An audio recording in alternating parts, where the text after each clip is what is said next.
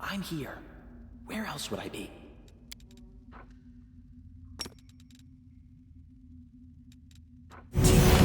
Rush.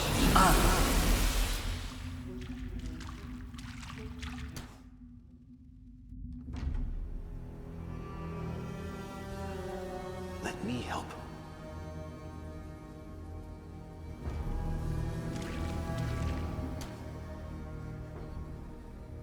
The world has suffered enough.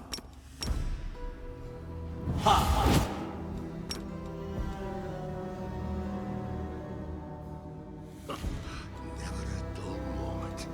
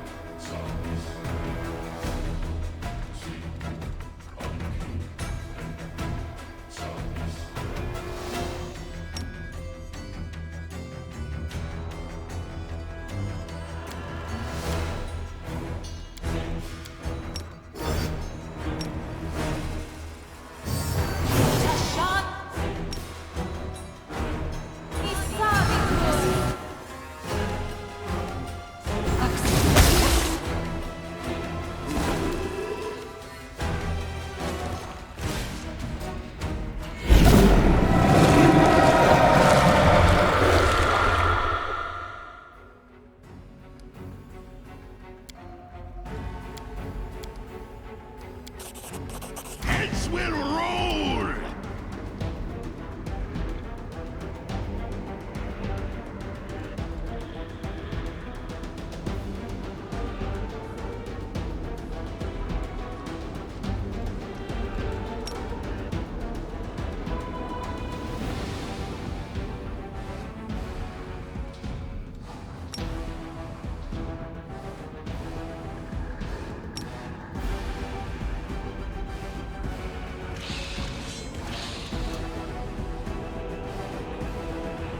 Out of my sight!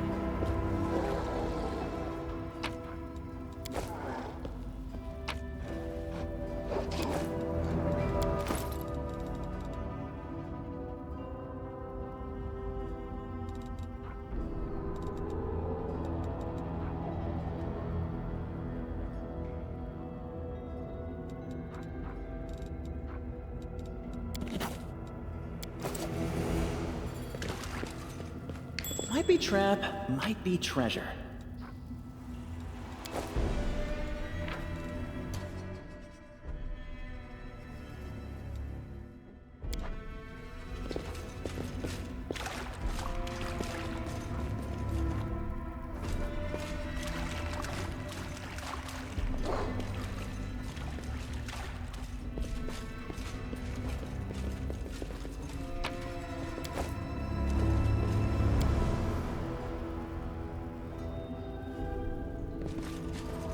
Make way!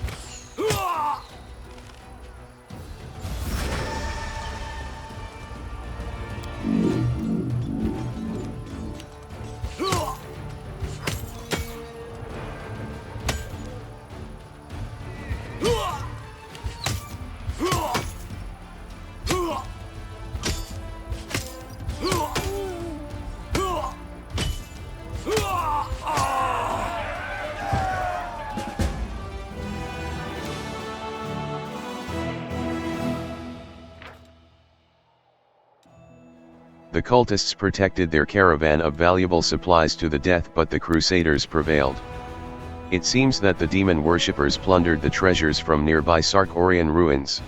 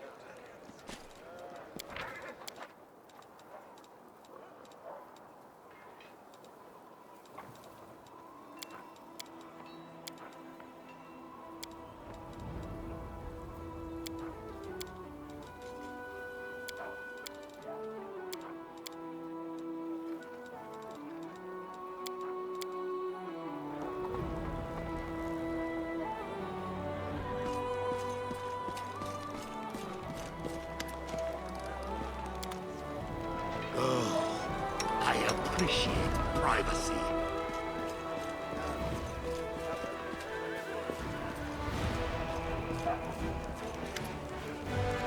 The quartermaster flashes you his usual grin, but it fades almost immediately. What a march, Commander. I won't forget it, not in a million years. I can't stop shaking whenever I think about the leper's smile. It's a miracle that we lost so few back there. The soldiers realize that if you'd made the wrong decision, half the army wouldn't have made it out. They're scared things are only going to get nastier from here. What if we held awake, lit up the bonfires, poured some wine, raised our cups in memory of the fallen? It'd do the troops a world of good.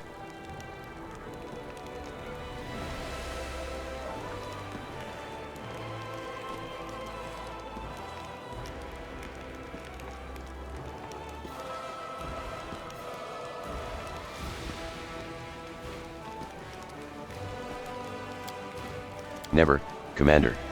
Everything will be proper, solemn, and with due respect for the fallen. We're mourning the dead, not celebrating a wedding.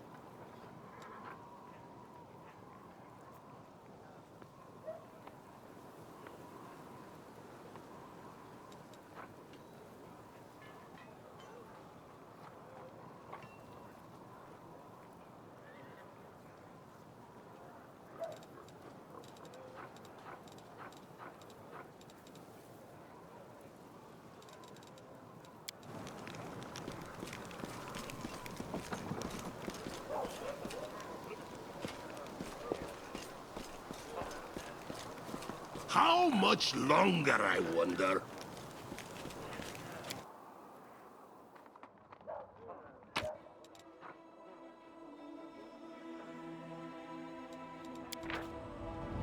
I take a deep breath and stand still. I long to absorb every moment of joy, inhale the evaporation of someone else's soul from their thickening blood. The border between reality and dream fades. It seems that everyone beyond the wall can hear the throbbing in my head, but it's only my fantasy. A ringing silence fills the room. The fifth sacrifice has been made.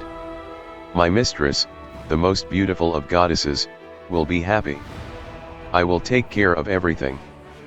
Fragrant flowers, cut at the climax of their beauty, are now a part of the masterpiece, which is worthy of Shelyn herself. So what if the narrow-minded priests rejected me and my gift?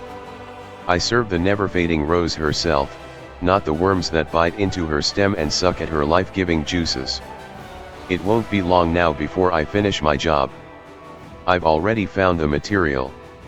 Her eyes are gray, and hair is dark blonde. She is fading into the dirt. I will rewrite her destiny.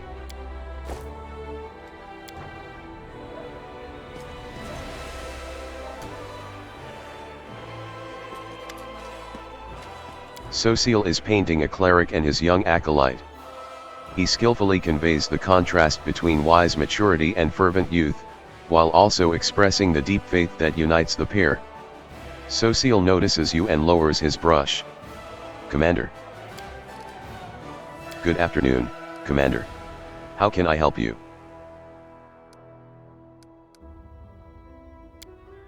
Trevor, he's always been my hero, ever since we were children. I was a coward, always telling petty lies, always running away from danger. Trevor always ran toward it. He had the saying, an army stands until peace comes, a lie stands until the truth comes out. He never lied, never let injustice pass. Never. The cleric's voice trembles and breaks, and he shakes his head. He was 8 when he said he was going to be a paladin. And he always went toward that goal, day after day, never looking back. I remember the day he went off to fight. I thought, this is it. The war will finally end. Trevor will defeat all the demons and close the world wound. But Sociel gestures helplessly.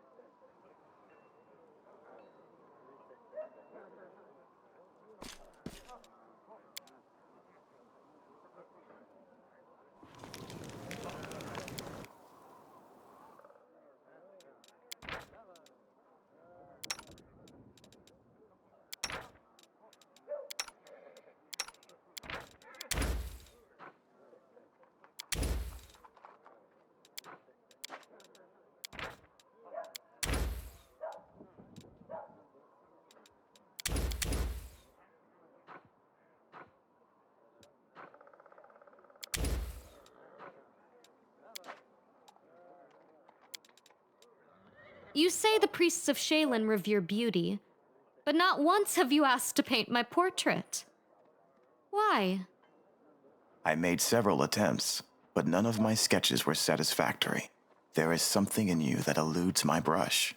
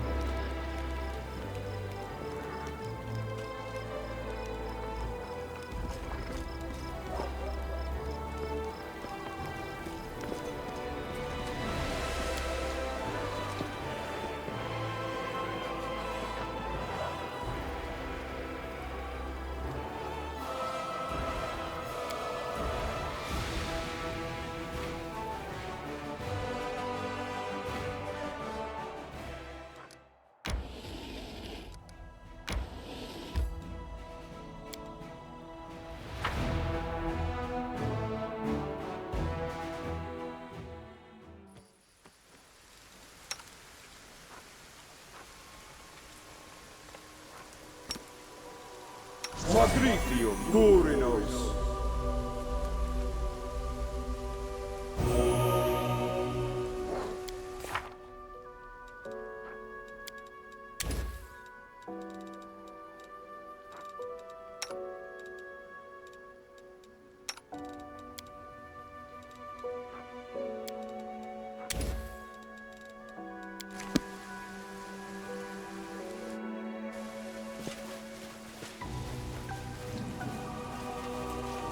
I'm not touching that.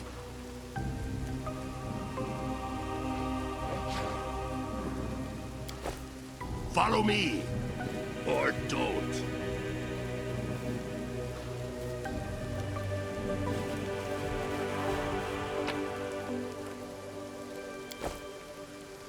Move aside. Don't know? Don't care. The aged kobold sitting by the small campfire greets you with an amicable gesture. He doesn't reach for his weapon or hiss threateningly. All in all, his behavior is highly unusual for one of his kind. His clothes look quite unusual too. Not many kobolds opt for human clothing, nor do they adorn their possessions with spikes or scales. Greetings, my name is Krynik. I'm all alone here, so you may safely come closer. He speaks smoothly, without the usual kobold hissing. Moving slightly aside, the kobold points to the carcass of a small animal on a stick roasting over the fire. Dinner will be ready soon. Kobolds are a rather courteous lot, it would seem. I never expected to receive an invitation to dinner from one of your kind, as a guest, rather than a dish, that is. I didn't exactly invite you, Count, my invitation was addressed to the commander. But sit down, help yourself. Beyond the walls of your fancy mansions, you'll find surprises far more unusual than my humble self. Judging by its ears and hind legs, it's a hare. The kobold casts a dubious glance at the animal's mouth, which boasts a set of huge teeth. Or maybe it's a tiger. Depends on your point of view, I suppose. Don't try to be cute, Kobold. It doesn't suit you. You ninny, I'm as charming as they come. As I've already mentioned, my name is Krynik. At your service. The kobold offers a short bow, an unusual gesture for one of his kind to make. As a rule, kobolds do not express their respect to anyone other than dragons. I am a traveler and a friend to the crusade. I can be your friend, too, if you are tolerant toward kobolds. Krynik utters the word tolerant with shocking ease, as if he is something other than the narrow-minded and savage subterranean beast you expect him to be. Kobolds are infamous for worshipping dragons and despising all other races, and few of them would even understand the concept of tolerance, let alone subscribe to it. So, you saw through my disguise. Krynik tried to mislead you with sweet words and then ambushed you. The kobold utters a loud hiss, which then morphs into an amused chuckle. Of course I'm a kobold. Trust me, you are not the first to be shocked after hearing me speak and realizing that I'm not going to rob or kill you. I'm lucky. If representatives of other races want to be seen as intellectuals or decent conversationalists, they have to read a lot of books, refine their manners, possess a passing knowledge of classical theater, and douse themselves in fine perfume. Whereas in my case, all I have to do is not lunge at you with a spear or hiss every other word. The kobold shrugs. Of course. Who else could it be? I wanted to make sure you were interested in the information I can provide. I want nothing from you. I'm asking for nothing, I'm simply offering help. I sympathize with your cause, so I would like to provide whatever support I can, from time to time. Does that work for you? The kobold stops and looks at you expectantly. No catch. I am acting for wholly altruistic reasons, but my motives are something I would rather not reveal. Krynik turns his face to you and his wrinkles become more visible in the glow of the fire. We just met 5 minutes ago. Don't you think it's too early to expect complete candor just yet? As I have already told you, I am a friend of the crusade. You can choose to trust me or you can leave. I offer help and ask for nothing in return. So the question is simple, will you accept the claw of friendship from a stranger, or is your distrust stronger than your need for help? Krynik nods agreeably.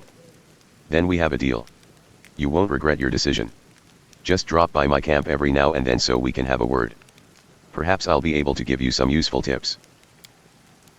Pulling out a small knife, the traveler carefully cuts off 2 strips of meat from the roasted hare. He throws one into his toothy maw, while graciously offering the other to you. A strange animal, for sure, but it seems edible. The energies of the world wound mask everything in illusion. Harmless-looking animals try to eat you for dinner, dangerous paths appear to be straight roads, and your enemies, sometimes your enemies can look like your friends. Krynik squints and looks deeply into your eyes. Have you ever been in a situation like this? First, you think a person is your friend and ally, but then the scales fall from your eyes, and you realize, they are actually your sworn enemy. So, you catch this person, you tie them up, and then you start thinking, how should you treat them now? Like your enemy? Like your former friend? It's hard to decide. What would you do if one of your friends turned out to be a traitor?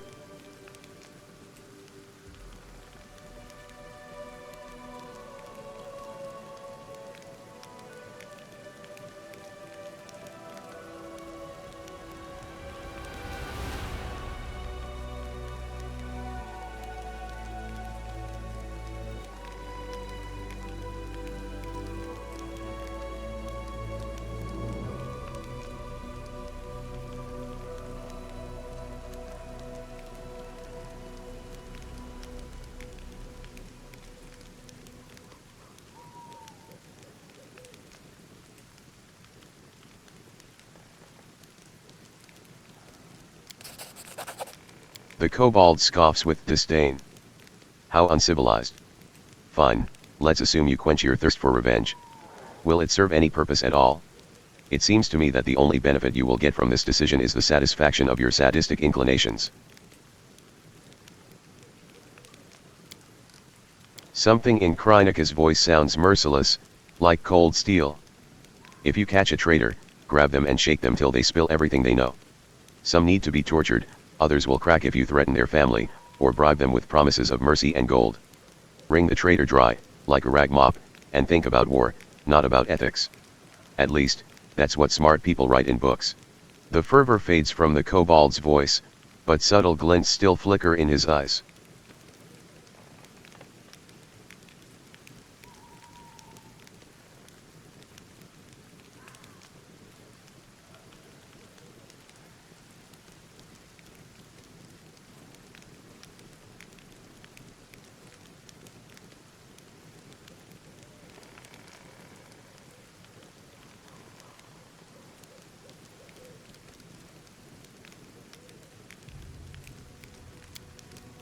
Who, me?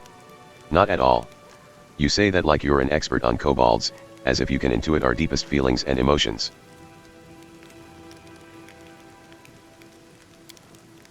The kobold shrugs. Was I trying to convince you? I was just stating my opinion. Then again, if we're discussing traitors, it's fortunate that betrayal is not reserved for mortals alone. Demons stab each other in the back far more frequently. The rumor is that there are at least 2 demon stashes within Drazen, filled with arms and supplies that were stolen by Descotarites from Baphomites, and vice versa. One of them is near the entrance to the fortress, while another one lies by the entrance to the citadel. Of course it is. I wouldn't waste your time. Cracking his knuckles, Krynik gives you an inquisitive look. I hope that when the time comes for you to make real decisions instead of hypothetical ones, your wisdom won't fail you. Just one bad choice can turn a revered leader into a disgraced pariah. I've seen it happen before. I lived through something like that. My tribe suffered a disaster caused by just one bad choice. Can you even imagine? The kobold squints sadly, his shoulders slumping a bit.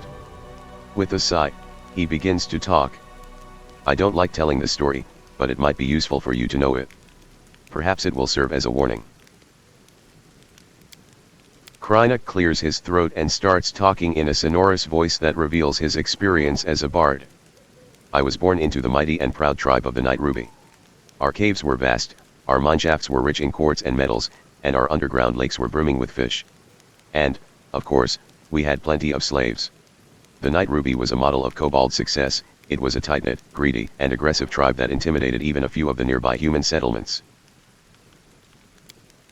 But there was a flaw underlying our power. Once, long ago, a leader of our tribe signed a pact with devils, promising them the soul of every tribe member in exchange for help and prosperity.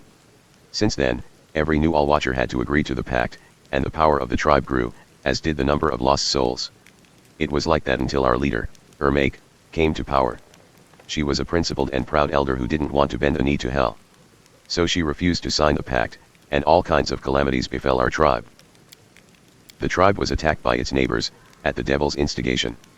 Epidemics broke out, then our slaves rebelled. They came after their former masters in the dead of night. Our clutches of eggs were ravaged, our altars were desecrated, and our warriors were slain in their burrows. The slaves paid us in full for our cruelty and arrogance.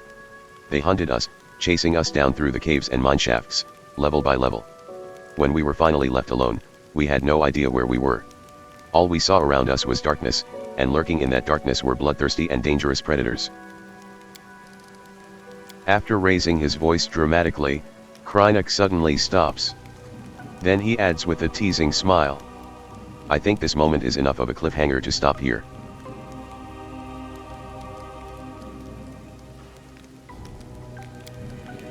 I'm flattered. But what's so special about me?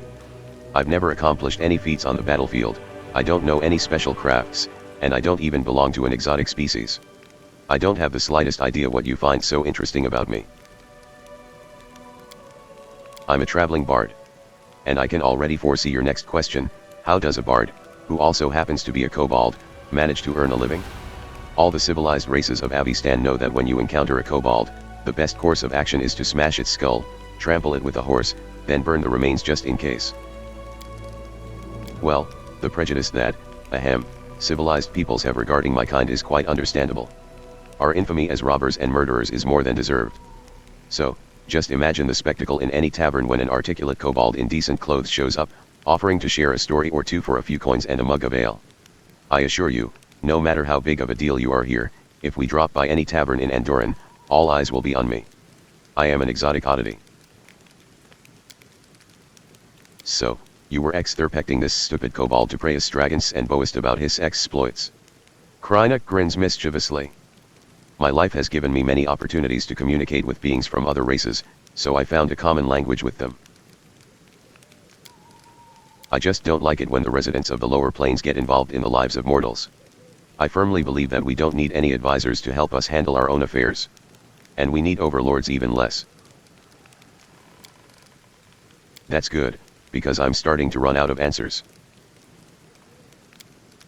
I've heard you're either extremely lucky, or quite the opposite. You survived the massacre in Kenabers just to spearhead a new suicide mission. On the other hand, you survived then, and most likely you will survive now. Good luck in this noble endeavor. Good luck. I believe you'll need it.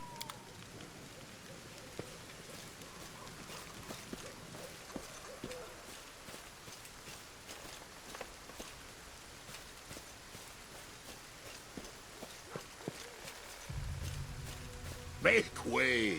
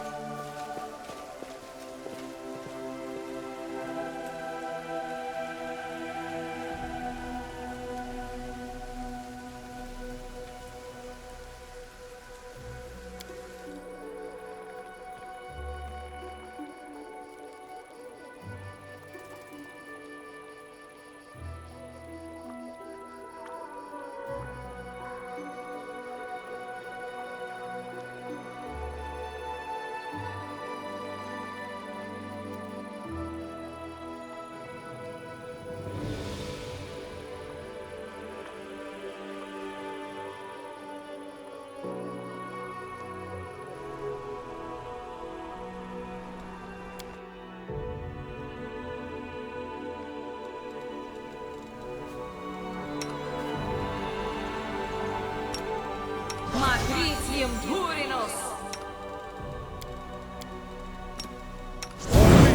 Turinos.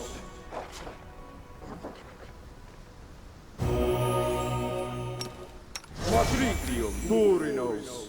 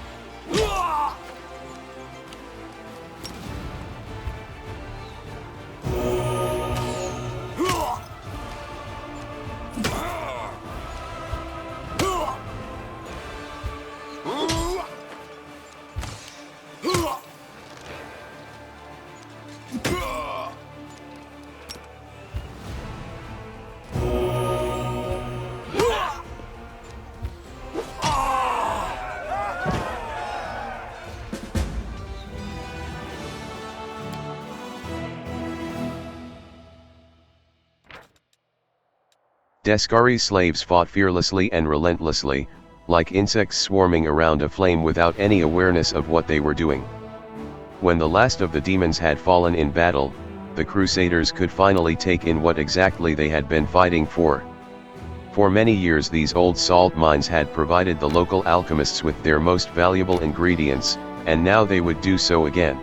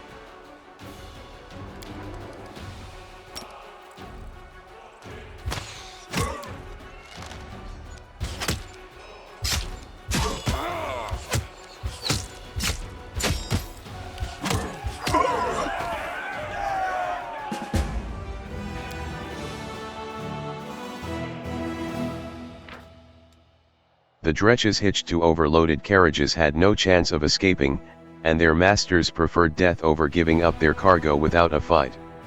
The wagons were full of treasures plundered in the chaos of battle for Canobers.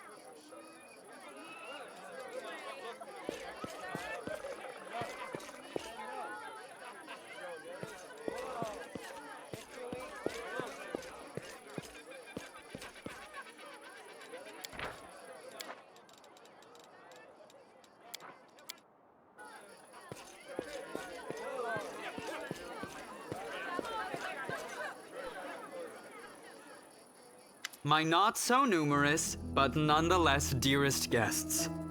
About a year ago at my last birthday party, I assured you all that I nurtured a deep-seated hatred for boring people who give protracted speeches in the misplaced belief that their inner thoughts are of any interest to anyone but themselves. Now I am a whole year older and also a full-fledged crusader, an honorable position that requires me to be as dull, pedantic, and vexing as I possibly can. Therefore, a speech it is. The revered cleric Nestrin, my guardian and tutor, often told me that those who live a sinful life may expect to join the abyssal hordes after they die. This is why their path is the most despicable of all. A part of their soul may return to Mendev in the abominable form of a demonic invader. Every time we see a demon, we might as well think about it. What if this wretched creature used to be your great-great-grandfather? What if certain parts of this pointy-tailed beauty used to belong to your pious cousin? They say that the demons represent the sins of the souls they are made of. Succubi emerge out of lustful souls. Vandals turn into Abracandilu. Gluttons become Nabasu. I, for one, am determined to commit as many different sins as possible, so that the distributive mechanism of the abyss breaks when it tries to decide what to do with my soul. You, my dearest guests, will be my assistants in this complicated task. Eat, drink, and indulge yourselves in whatever vices you can. Let nobody leave this house as righteous as they entered it. Live every day like it's your last. After all, nobody knows when that day will arrive, do they?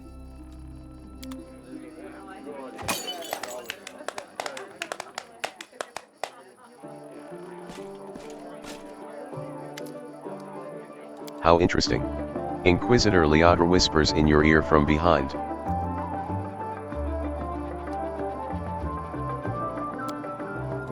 Nothing, really, I just took note of a few things.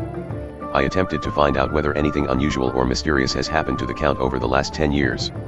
During my conversations with his acquaintances, 2 people noted that he never speaks of the revered Nestrin, the priest of Iomity who was his guardian and tutor. Yet he just mentioned Nestrin in his speech, whatever that might mean. Some of his servants complained about strange occurrences in the house, like objects moving by themselves, or candles going out. Of course, that could simply be a figment of their imagination. It is also very well known that the Count often invites various spellcasters to entertain him, and encourages them to use their magic in mischievous ways. Practically the whole of Mendev knows the story about the 3 drunk wizards and their teleportation race across the roofs of Canobers after a party at the Count's house. What I'm trying to say here is that any fluctuations in residual magic at his house are not at all surprising. There was the matter of the abduction, however. A gang of bandits kidnapped the Count hoping for a ransom, but the only reward they got was death. Afterward, the Count told everyone that he had hired the bandits himself as a joke. The other mercenary squad that freed him and executed the bandits was also in his employ. Nobody really wanted to delve too deep into this case after confirming the identities of those wretched cutthroats. But there was one disturbing fact about it all, and I don't mean the Count's bizarre idea of fun. The mercenaries who supposedly freed him had also cut off the bandits' heads, after they had already killed them.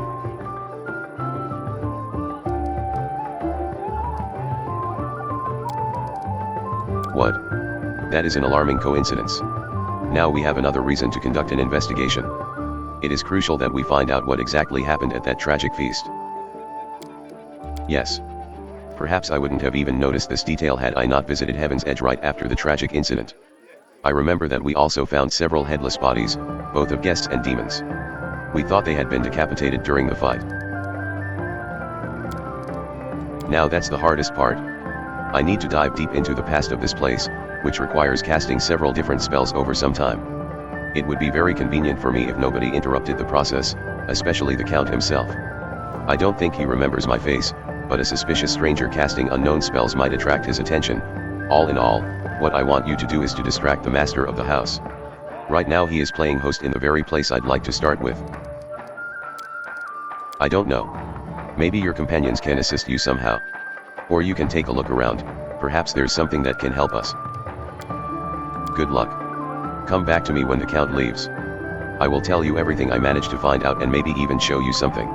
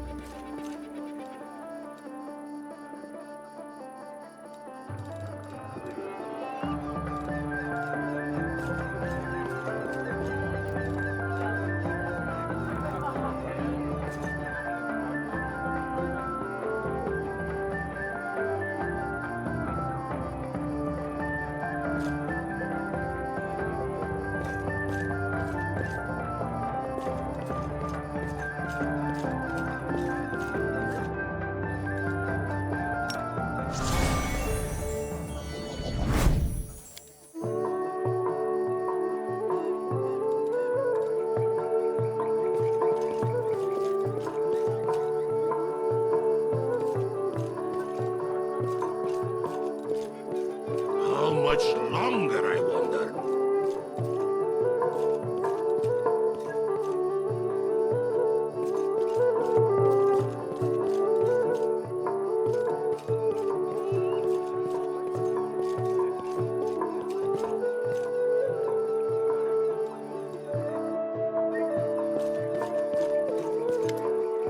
Durin, who has been watching the guests with an unreadable expression, turns his head to you and says in a casual tone, like he's continuing a conversation that was interrupted.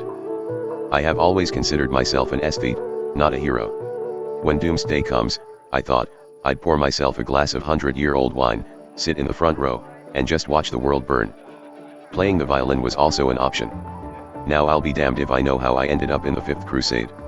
How did I become the companion of a hero chosen by Iomade?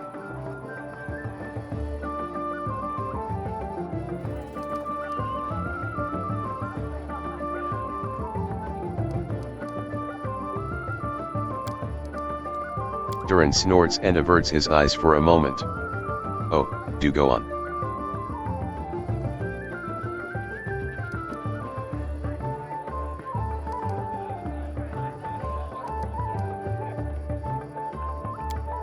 This estate was once a truly beautiful sight, with its lush gardens and placid ponds. Durin smiles briefly. It is a genuine smile, quite different from his usual half-smirk. The house itself is not that large, however. This land was part of the border region even before the world wound, so my ancestors took that into account when laying the foundations. The larger the mansion, the harder it is to defend. I'd gladly give you a tour, but I'm afraid there's not much to see here. I didn't have much time, so my servants only managed to clean up this yard, the Great Hall, and a couple of rooms. There is nothing interesting about them, except, perhaps, the magical firefighting system powered by water elementals. I'm not sure it's still functional, though.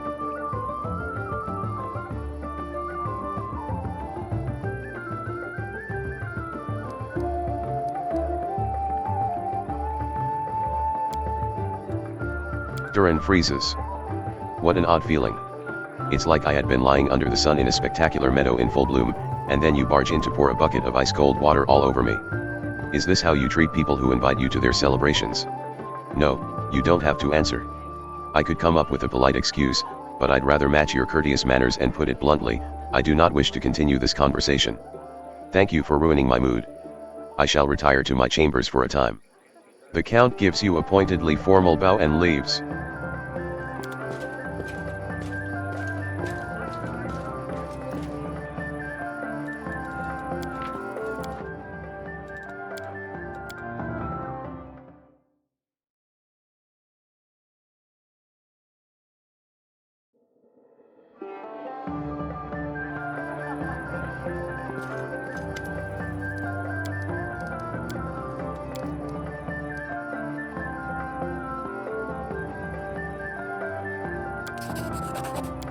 And did you also not mean to ruin a suit that cost more than a thoroughbred? Don't fret, I have a spare. Just you wait, when I return I shall look even more stunning.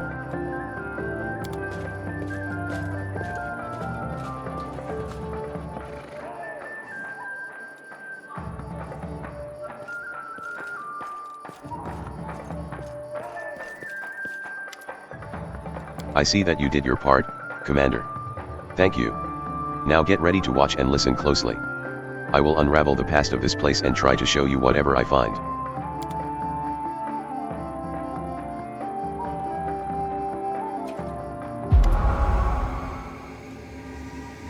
The hum of voices, laughter, and music fills your mind. Then the visions come, fragmented and hazy at first, before eventually coalescing to reveal a single face. It is a woman of stunning, heavenly beauty, and her delicate features instantly tell you who she is. The family resemblance to Durin is obvious. My dear guests, the Lady of Heaven's Edge welcomes all of you today. I hope this day is as bright for you as it is for me, because on this day my only, precious, sometimes arrogant but utterly beloved child was born. A child is usually a reflection of their parents and caretakers. Countess, will you allow the humble tutor of this young man to address the guests and the man of the hour as well? A new face appears. It is a handsome old man with a strong, dignified posture and a voice that emanates power. Can't we have just one day without your sermons? It's my birthday, after all. 10 years ago, the young Durin had an utterly angelic appearance. His table manners and expression lacked the dignity of a true angel, however. Day.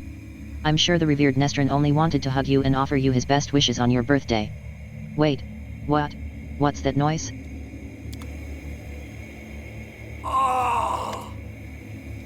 The shrill laughter rings in your ears and reverberates in the base of your skull. In the vision, a Lilitu appears before the guests of the estate and gives them an exaggerated, scornful bow. The sorceress of evil has come to your celebration, mortals. Did you prepare a treat for me, too? What do you want, spawn of the abyss? I've already done everything I wanted to. Hey, you, doddering cleric, look around. Don't you notice anything odd? The plague is in your wine, in your food, in the air around you, in your blood. Soon you will all die. Pray to your pathetic goddess and call upon your healing powers all you want, but they're not going to help you. Nothing will help you. I will give you a chance to see it for yourselves, and when I return, the grave realization will have already sunk its teeth into your throats. Oh, how I love watching mortals in their final desperate hours. The demon finishes her speech with an air kiss to Durin, making him freeze in horror, and disappears.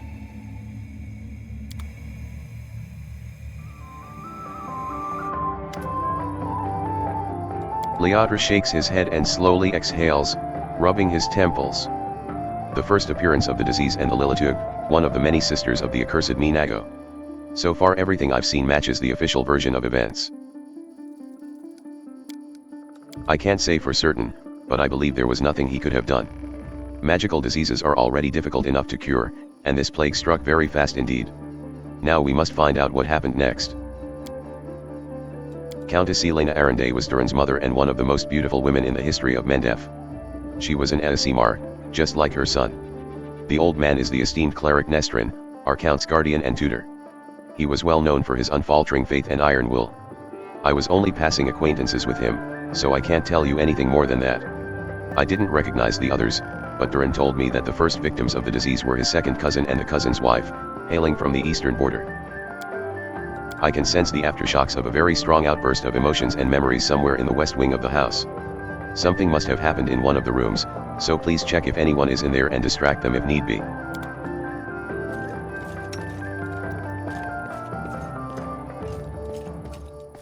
Don't know, don't care.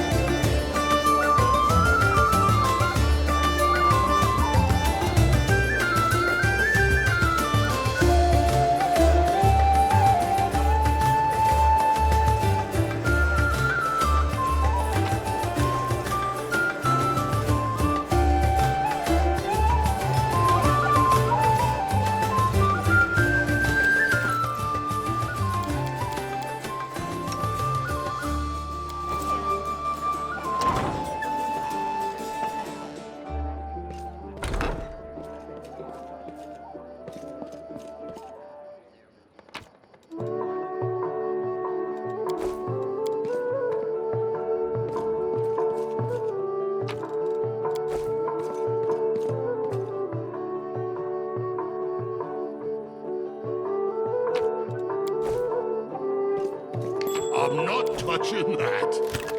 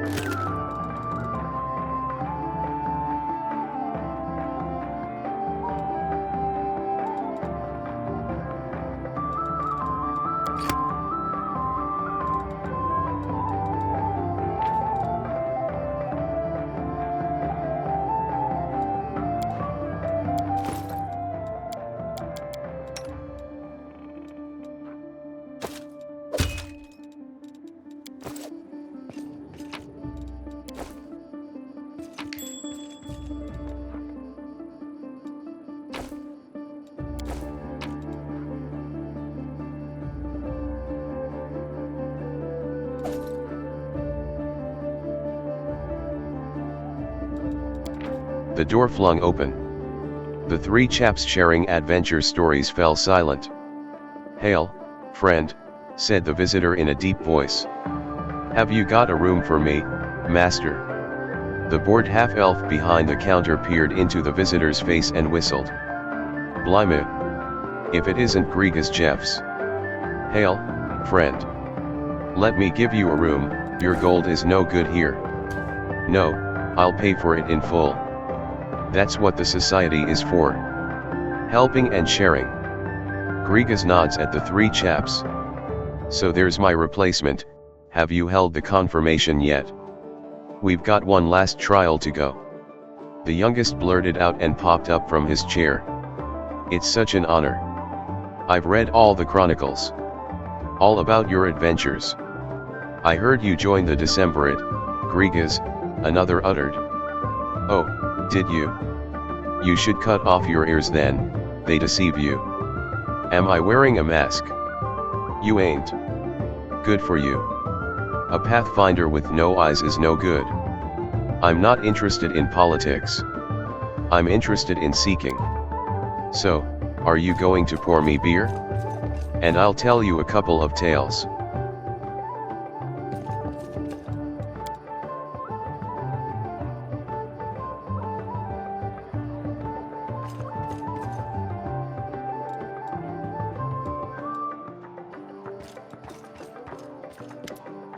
Duran arches a brow at you, but he doesn't seem to be disturbed in the slightest by your entrance. He's not trying to cover up or get dressed any faster. "Commander, I assume that you have an urgent matter that requires my attention?" Duran casts a look around the room as if he had never seen it before, then shrugs carelessly. "Just a random room. I told my servants to make some rooms ready. This is one of the rooms they chose."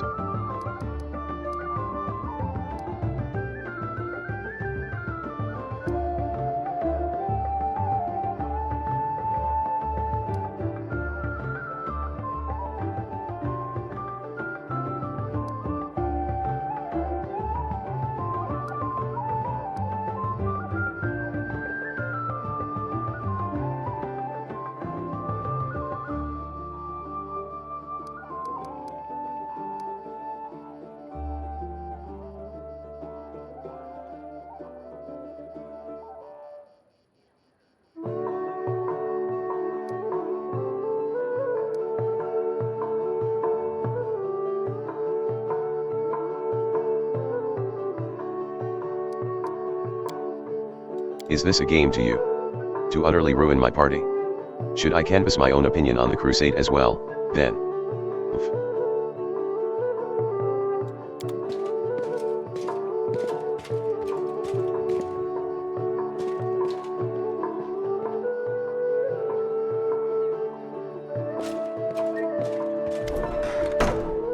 I see that you were able to do as I asked.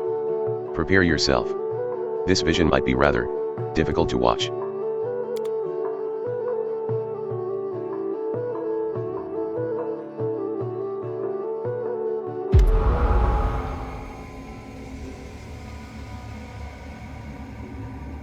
Young Duran stands motionless by the Countess's bed. His face is pale with fear, and for good reason. His mother's heavenly beauty is gone. Her smile, once beaming with vitality and happiness, looks more like the grimace of a corpse. Only her golden hair still glows, a sad reminder of the healthy young woman she was just a few hours ago. Mother. Can you hear me, Mother? Day, my boy. How did you get here? The Countess's voice is fading. Don't come any closer, this disease. Mother, listen. The revered Nestrin has sealed the gates. He says that he won't let anyone leave the estate. If the plague reaches the larger settlements, nobody will be able to stop it. He claims this is why the demons attacked us in the first place. They knew that we would call upon the strongest clerics to heal us, and those clerics would catch the disease and die as well. The Fat Baron and his family tried to escape, but 3 armed paladins barred their way and said they would not let them go. Mother, we need help. Canavers is full of clerics, wizards, and demons. Know who else? They might know how to stop it. We need to get there as soon as possible. We must obey the revered Nestrin. We are the lords of Mendef and we must protect our people. If the plague, if it reaches Canavers, thousands of innocent people will die. I don't care about any innocents. Duran's voice rises to a shout. You're ill, Mother, you're dying. You must tell them to open the gates and take you to Canavers. They won't listen to me, but you are the lady of the estate, they can't refuse you. I can't. I must.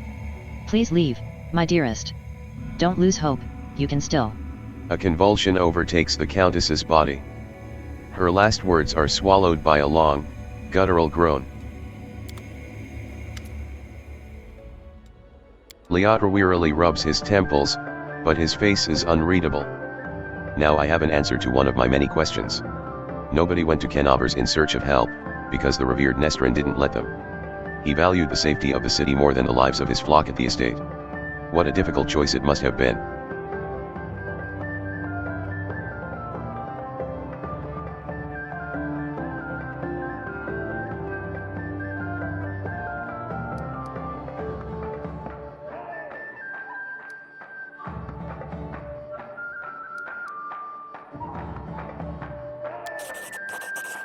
The magnitude of potential disaster made him do so.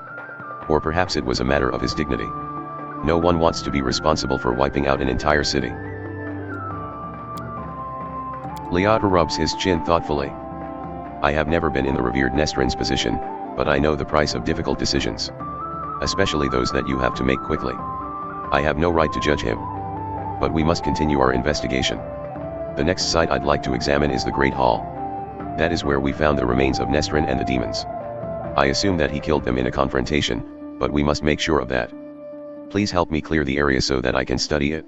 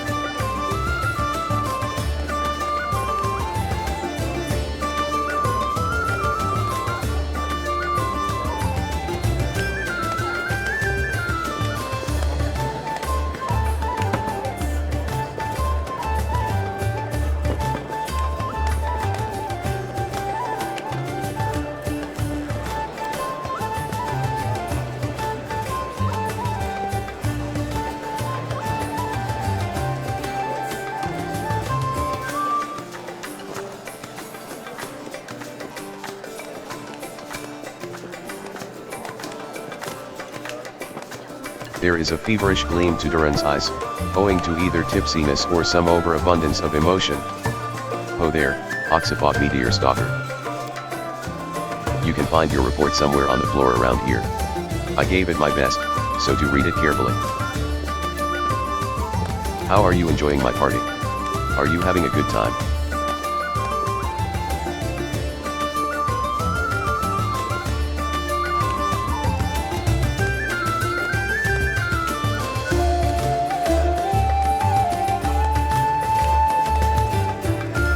At least someone here is having fun.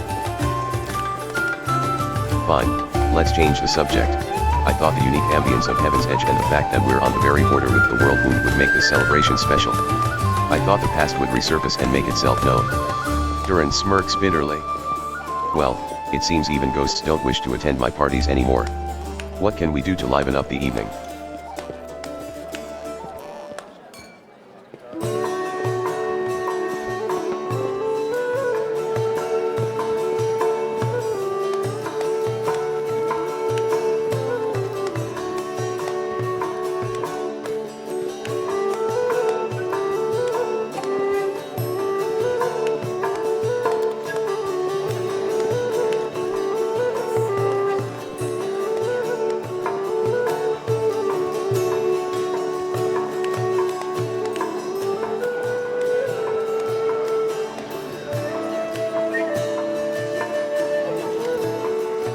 So, any ideas what we could do?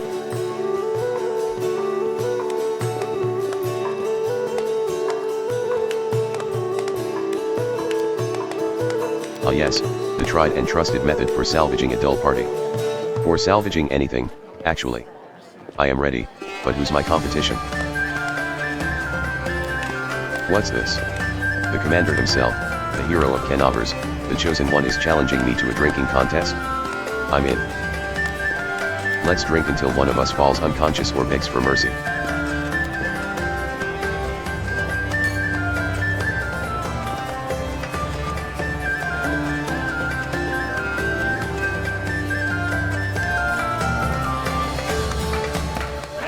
That was just a little warm-up, I say.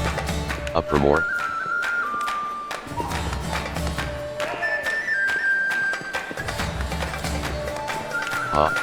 Why didn't I bet you'd lose? My kindness and generosity truly know no limits. Duran looks a bit unsteady on his feet. I don't feel very well. Hey, everyone. Let's go back outside. I need to get some fresh air in M lungs.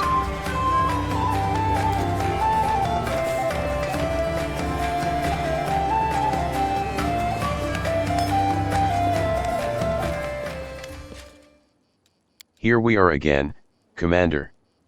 WotR looks grim but focused. So let us take another glimpse into the past.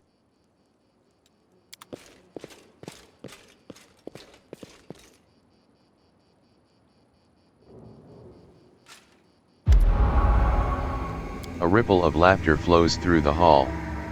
It begins as a sweet, charming chuckle, but then turns into a rasping cackle that makes Duran huddle even deeper into his corner. Why are you running from me, my sweet prince? Come on, let me touch you. I'll give you. The booming voice of an old man dressed in Iomadian robes shakes the walls of the hall. Get away from him, demon. Let the boy go. By the blade of the inheritor, you touch him only over my dead body. You are pathetic, old cleric. Are you the guardian of this charming little prince? Well, you guarded him in vain. The disease is already circulating in his blood, and soon he will rot before your very eyes. You won't be able to help him, and I can at least make sure his death is beautiful, clean, and sweet. The demoness turns her eyeless face to Duran and licks her lips. A coarse laugh escapes the young man's throat. We'll see about that. WotR turns toward you in astonishment. Droplets of sweat glisten on his temples. Something is wrong, Commander. My spells are not working as expected. It's as if some kind of a supernatural explosion occurred here 10 years ago, blending everything together, the magical auras, the emotions, the memories. I will try again to read it. I cannot say for certain, but it is unlikely. The past is in the past, and no one can travel through time except for some uniquely powerful entities like Eons or perhaps the eldest of the first world. Even though the past of this place is horrible, it poses no threat to us in the present. No beings rule the chaotic and changeable plane known as the First World, the home of the Fae, but its most powerful residents are the mighty beings known as the Eldest, sometimes known as the Fae Lords or the Shapers. They each pursue their own mysterious goals and have little interest in the doings of lesser creatures. Just give me a moment to focus.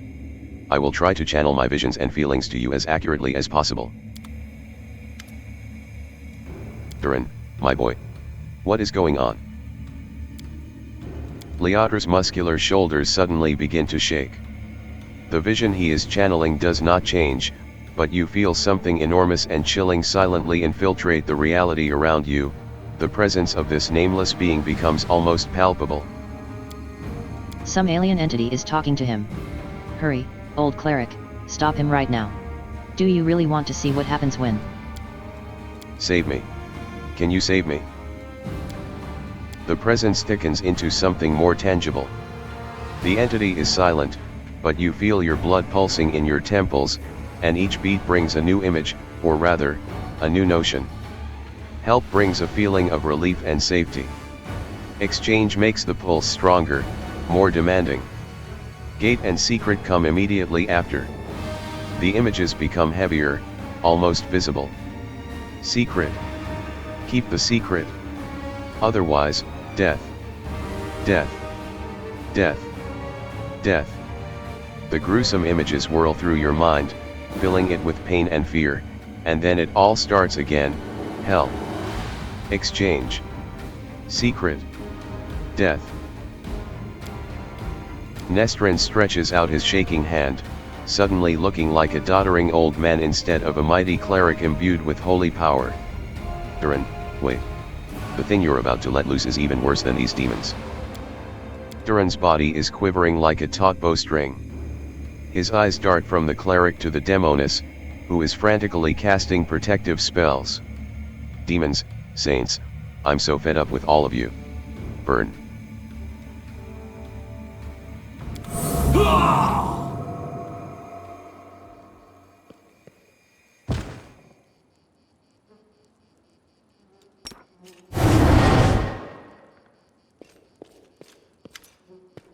WotR opens his eyes with a groan, then gets back on his feet.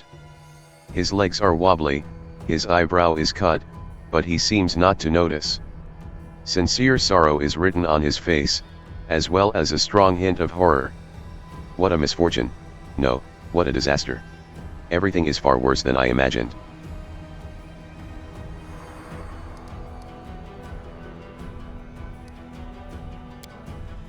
The Inquisitor slowly exhales through clenched teeth and says in a low voice, still massaging his temples. Yes and no. Damn it, my thoughts are astray. I will try to explain everything to you in full detail. Many living things are capable of performing the most extraordinary feats, good or bad, when a deadly threat looms over them. 10 years ago, the young count found himself cornered in every sense of the word, and he allowed some alien entity to intercede for him. It frightens me that all my experience as an Inquisitor is completely useless in this case. It does not resemble anything I've ever heard or read about. This entity, I think I will call it the Other, possesses uncanny power. It was capable of instantly killing 3 greater demons, a mighty cleric, and a host of other mortals. You saw everything yourself. What's even worse is that this entity, this Other, it is still here.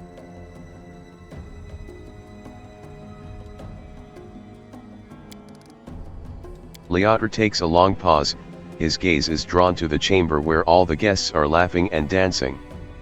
Duran's eloquent voice rises above the music for a moment, he's asking someone to bring more wine and add more logs to the fire. I don't know what exactly this creature is, but I know what it did to the Count. It turned him into a living gateway. The Other is not inside the Count's body, it is not directly controlling his mind, that's why there are no obvious signs of possession. But it is, looking through his eyes. It treats him like a window into our world, and it can instantly step through it to wreak whatever havoc it desires. This is the strangest thing about it all. It came to this world 10 years ago, and it's still here, right? All this time it has been watching us through the eyes of the Count. Had it, for instance, wanted to kill Her Majesty the Queen, it would have had plenty of opportunities to do so. The Count can get close to practically every influential figure in Mendef, but the other refuses to act, or its interests lie in some other sphere. Not everyone, just Nestrin, his paladins, and the few remaining guests. Damn it, I know that it was the work of a mysterious omnipotent entity, but it still stings. I was here 10 years ago and I didn't check everything personally. And those who did failed to sense that something was wrong. It seems very likely. I am almost certain you are right. People tend to lose their heads when they get too close to Count Arenday anyway. I do apologize, that was inappropriate. Perhaps your gruesome findings are the heads of some cultists who tried to kidnap the Count during the Kenabir slaughter? Or perhaps they provoked the other in some other way.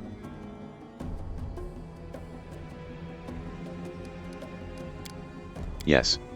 Of course he does. Did you hear what the other tried to convey to us? Help in exchange for a secret. Death. Death to those who know the truth. It wants to have an opportunity to use the Count as a gateway without anyone knowing. This is what made Durin deny that he remembered anything about the conclusion of the events at Heaven's Edge. Yes. Now I understand Father Nestrin perfectly. I must make a crucial decision despite a dearth of information.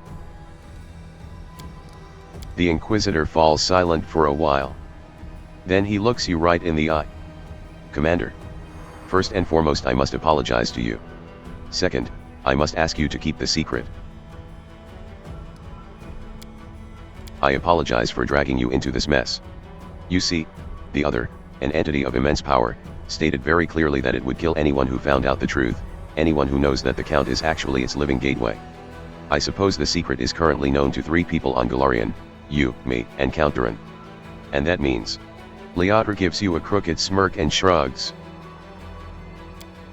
As soon as the Count finds out that we know his secret, the other will understand it as well. We do not know what it is and what exactly is the scope of its powers, but we do know that it would dispose of anyone who might reveal its existence.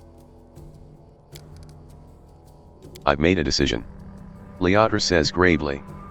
I will not tell anyone about the discovery we've just made, not even the Queen or my superiors. Instead, I will immediately go to Nerosian and sift through all the archives of the Inquisition in order to find out what exactly we are dealing with and how it can possibly be defeated. I may also make some cautious inquiries in other places, including Absalom. Still, I will not reveal the truth until I have found at least some reliable information. I am asking you to do the same. Specifically, do not say a single word about our investigation to the Count himself. I'm afraid that you won't be able to hide from the consequences when this bomb does explode. It is up to you to decide, though.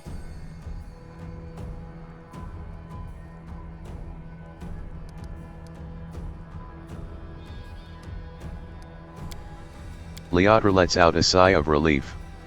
You've made the right choice. I recommend that you go back to the guests and spend the rest of the evening as you please. Anything else might raise suspicions. I must leave immediately in search of the knowledge we all need so desperately. Farewell, Commander. May the light of Iomity guide your path, and WotR Hawkblade will try to keep your path to triumph clear of any unwanted guests.